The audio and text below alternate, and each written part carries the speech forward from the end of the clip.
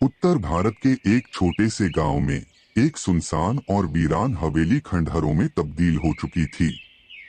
कहते हैं उस हवेली में रात के तीसरे पहर कोई औरत रोती है और उसकी चीखें इतनी दर्दनाक होती हैं कि रात के जानवर तक भाग जाते हैं। गांव वाले उस हवेली को साया हवेली कहते थे क्योंकि वहां कोई न कोई साया जरूर दिखता था। एक युवा पत्रकार बाबा जी, ये हवेली की कहानी क्या है? लोग इतना डरते क्यों हैं? बेटा, मत छेड़ उस जगह को। वो हवेली नहीं, एक श्मशान है। वहां जिसकी भी परछाई गई वो जिंदा वापस नहीं लौटी। मैं पत्रकार हूँ, सच्चाई जाननी है।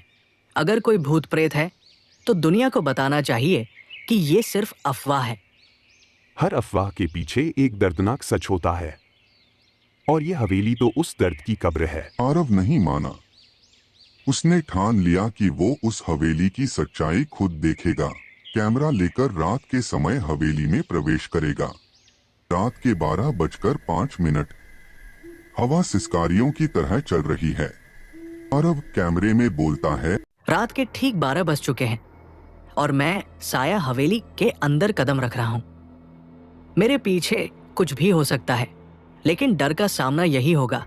सीढ़ियों से ऊपर जाते हुए कैमरे की लाइट बार बार झपकती है। दीवारों पर पुरानी तस्वीरें हैं जिनकी आंखें जैसे आरव को घूर रही हों। आरव एक कमरे में जाता है। आप कौन हैं? यहाँ क्या कर रहे हैं? मैं इंतजार कर रही हूँ उस दिन का जब मैं अपने कातिल से हिसाब लूंगी। आपसे किसने? औरत मुड़ती है। जिसने मुझे मारा वो आज भी जिंदा है, और जब तक उसका खून न पिए मैं मुक्ति नहीं पाऊंगी। तुम लाए हो मेरे लिए रास्ता, तुम नहीं जा सकते अब। आरव भागता है, लेकिन हवेली के दरवाजे पर भूतनी खड़ी हो जाती है।